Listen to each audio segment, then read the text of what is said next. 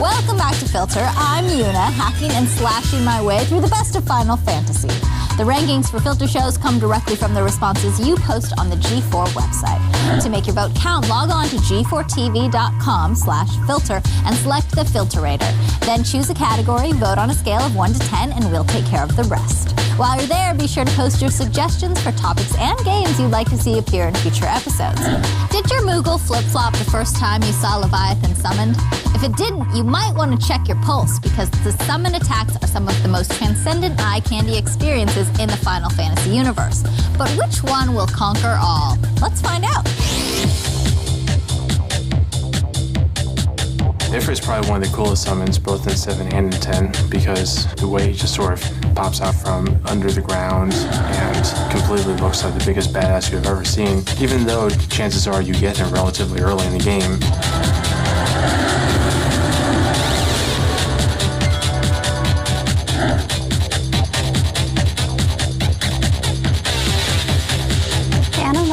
Had this really amazing overdrive attack. It just obliterated everything. Like, it was very strange because of the anime design. He's basically chained up and he looks like he's being tortured. So when he's unleashing all this pain on everyone else, you know it's going to be catastrophic.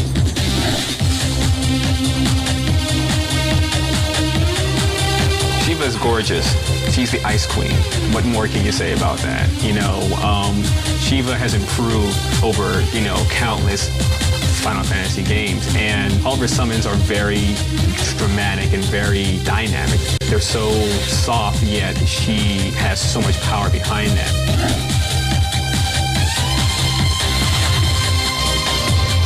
Oh, hell yeah, Bahamut is the shit. He has to be my second favorite summon of all time. He's a big dragon. He breathes like bale flame and just does a lot of damage. What more can you ask for in a summon? He's made appearances in a lot of different Square RPGs, in addition to Final Fantasy. So for Square fans, he's a pretty well-known summon.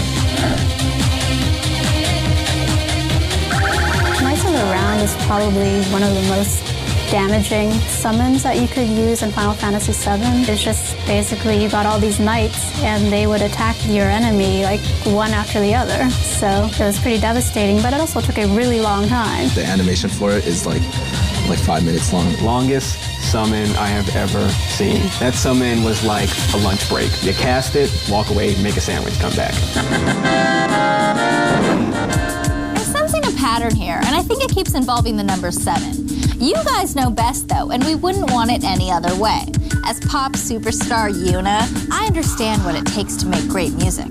But Nobuo Uematsu's forte is Final Fantasy. Listen up.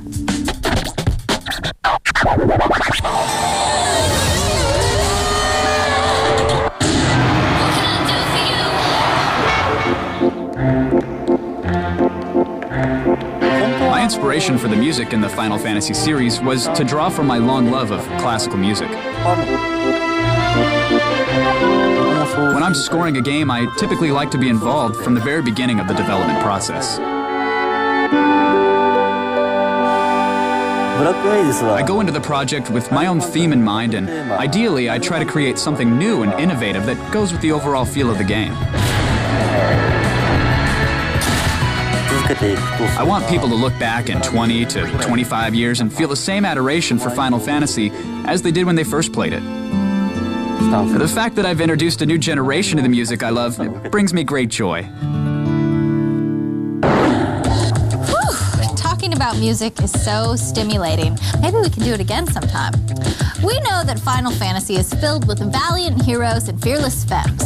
But where would these champions be without some creepy villain plotting world domination, dreaming of power supreme, and kidnapping cute girls from their boyfriends every chance they get? So be brave, my devout warriors, and check out who skulked their way into the top spot. Sin was like just this big, ugly, hunkin' mass of evil that Tidus tried to defeat, but it's kind of unclear how that whole Sin thing works, because I think Sin was Tidus's dad or something like that. So there's a very like Darth Vader, Luke Skywalker thing, like, oh, I'm your dad type scenario.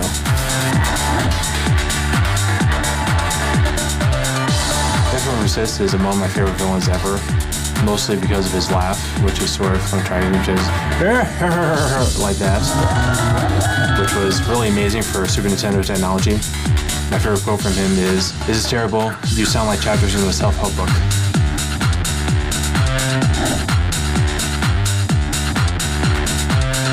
Seymour is religious and political power gone awry.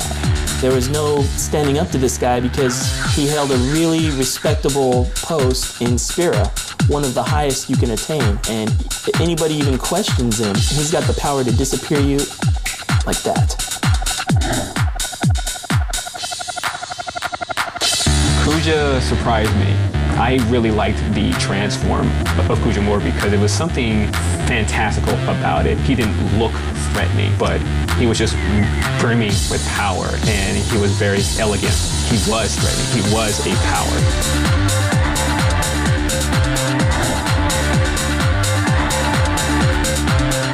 Sephiroth is like everyone's favorite bad guy.